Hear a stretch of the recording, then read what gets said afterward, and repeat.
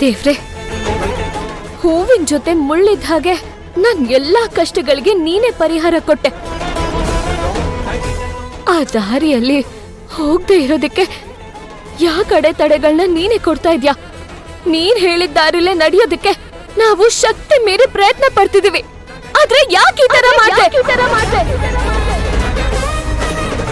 ನೀನ್ ಹೇಳಿದ ಪರಿಹಾರ ಪೂಜೆಗೆ ಇಷ್ಟು ಅಡ್ಡಿ ಆತಂಕಗಳು ಯಾಕೆ? ಹಂಗು ಪೂಜೆ ಮಾಡದೆ ಇರೋ ಪರಿಸ್ಥಿತಿಗೆ ತಂದ್ಬಿಟ್ಯಲ್ಲ. ಈಗ ನಾನ್ ಏನ್ ಮಾಡ್ಲಿ ಹೇಳು?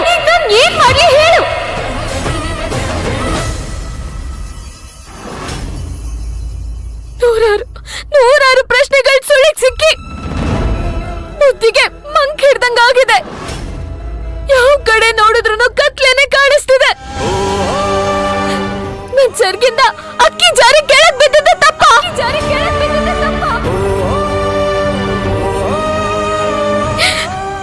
ಆದ್ರೆ ಯಾವುದು ಬೇಕು ಅಂತ ಆಗಿಲ್ಲ ಅನ್ನೋದು ನಿನಗೆ ಚೆನ್ನಾಗ್ ಗೊತ್ತು. ಮತ್ತೆ ಮಡಲ್ ಭಿಕ್ಷೆ ಎತ್ತಿ ನಿನ್ಗೆ ನೈವೇದ್ಯ ಮಾಡೋದಕ್ಕೆ ನಾವ್ ಸಿದ್ಧ ಇದ್ವಿ ಅಂತ ನಿನಗ್ ಗೊತ್ತಿದ್ರು ಯಾಕೆ ಹೆಂಗ್ ಮಾಡ್ದೆ? ನನ್ನಿಂದ ನನ್ ಗಂಡ ಸಾವು ಬದುಕಿನ ಮಧ್ಯ ಹೋರಾಟ ಮಾಡ್ತಿದ್ದಾರೆ.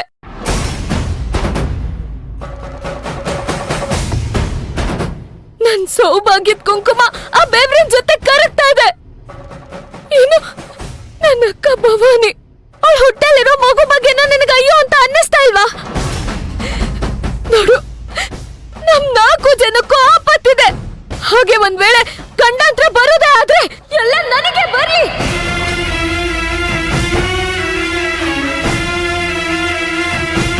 ನೋಡು ದೇವೆ, ನಿನ್ ತಪ್ಪಿಗೆ ನಮ್ಮೊಬ್ರು ಜೀವನ ಬೇಕೇ ಬೇಕು ಅನ್ನೋದಾದ್ರೆ ದಯವಿಟ್ಟು ನನ್ನ ಉಸಿರನ್ನ ಈಗ್ಲೇ ತಗೊಂಡ್ಬಿಡು. ನನಗೆ ಸಾವಂದ್ರೆ ಭಯ ಇಲ್ಲ. ಆದ್ರೆ ನನ್ನವ್ರಿಗೆ ಮಾತ್ರ ಯಾವುದೇ ತೊಂದರೆ ಕೊಡ್ಬೇಡ. ನೋಡು, ಇನ್ನೊಂದ್ಸಲ ಹೇಳ್ತಿದ್ದೀನಿ, ಸರಿಯಾಗಿ ಕೇಳಿಸ್ಕೊ. ನಿನ್ನ ಹಸಿವ್ನ ಆ ಮೊಸರನ್ನ ನೈವೇದ್ಯದ ಬದಲು ಒಂದು ಪ್ರಾಣನೇ ತೀರ್ಸುತ್ತೆ ಅನ್ನೋದಾದ್ರೆ ಈ ಭೈರವಿ ಪ್ರಾಣನೇ ತಗೋ.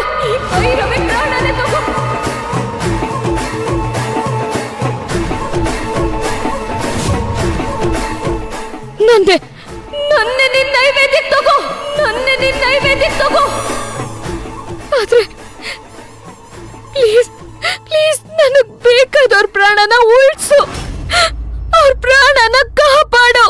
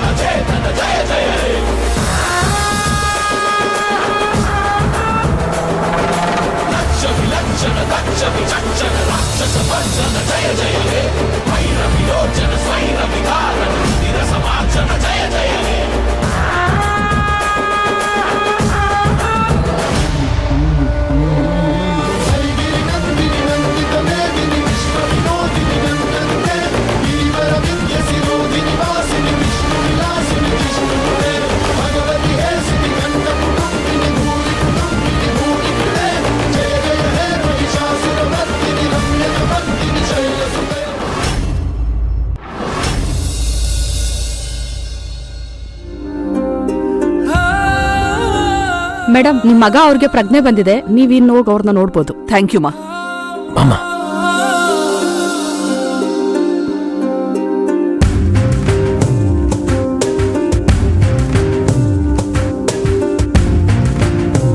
ವಿರಾಟ್,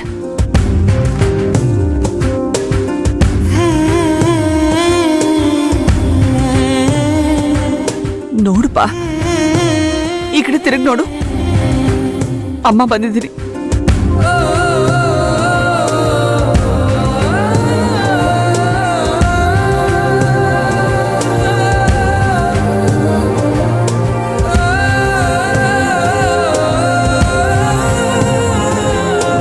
ಹೇಗಿದೆಯಾ ಕಂದ? ನೀನ್ ಯಾವಾಗ ನಮ್ಮನ್ನೆಲ್ಲ ನೋಡ್ತೀಯ ಅಂತ ಕಾಯ್ತಾ ಇದ್ವಿ ಕಣೋ.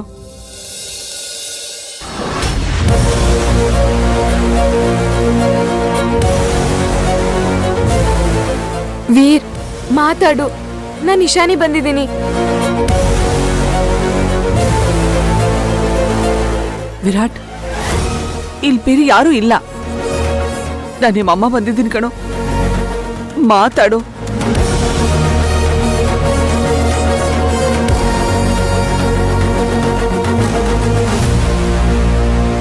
ವಿರಾಟ್, ನಾವೆಲ್ಲ ನಿನ್ ಜೊತೆ ಮಾತಾಡ್ತಾ ಇದ್ದೀವಿ, ಆದ್ರೂ ನೀನ್ ಯಾಕೋ ಮಾತಾಡ್ತಿಲ್ಲ? ಯಾರನ್ನಾದ್ರೂ ಕಾಯ್ತಾ ಇದ್ಯಾ?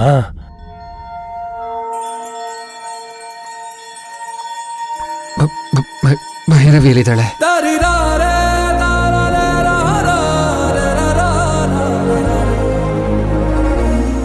ನಾನು ಹೋಗ್ಲಿ ಅಂತ ಸುಮ್ಮನಿದ್ರೆ ಅತ್ತೆ ಎದುರಿಗೆ ಭೈರವಿ ಬಗ್ಗೆ ಕೇಳ್ತಾನಲ್ಲ. ಬಟ್ ಇದು ಒಂಥರ ಚೆನ್ನಾಗಿದೆ. ಅತ್ತೆಗೆ ಅಮ್ಮನಿಂದ ದೂರ ಮಾಡ್ಬಿಟ್ಲಲ್ಲ ಭೈರವಿ ಅಂತ ಅನ್ನಿಸ್ಬೇಕು. ಇವಾಗ ಆಟ ಚೆನ್ನಾಗಿದೆ. ವಿರಾಟ್, ಅಮ್ಮ ಬಂದಿದ್ದೀನಿ ಕಣೋ. ಮಾತಾಡು. ಭೈರವಿ,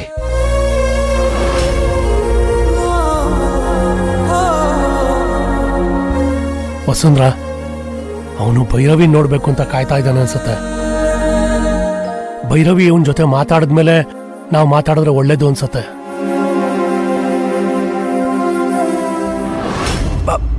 ಭೈರವಿ ಇಲ್ಲೇ ಇದ್ಲು ಕಣೋ. 1-2 ನಿಮಿಷ ಬಂದ್ಬಿಡ್ತಾಳೆ.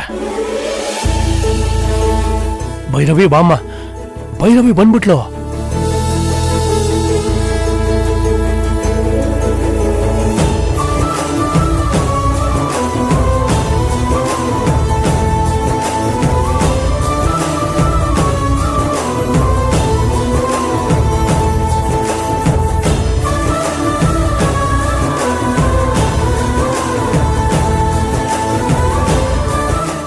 ವಿರಾಟ್, ಪ್ರಜ್ಞೆ ಬಂದಾಗಿಂದ ಅವನ್ ಯಾರ ಜೊತೆನೂ ಮಾತಾಡ್ತಾನೆ ಇಲ್ಲಮ್ಮ.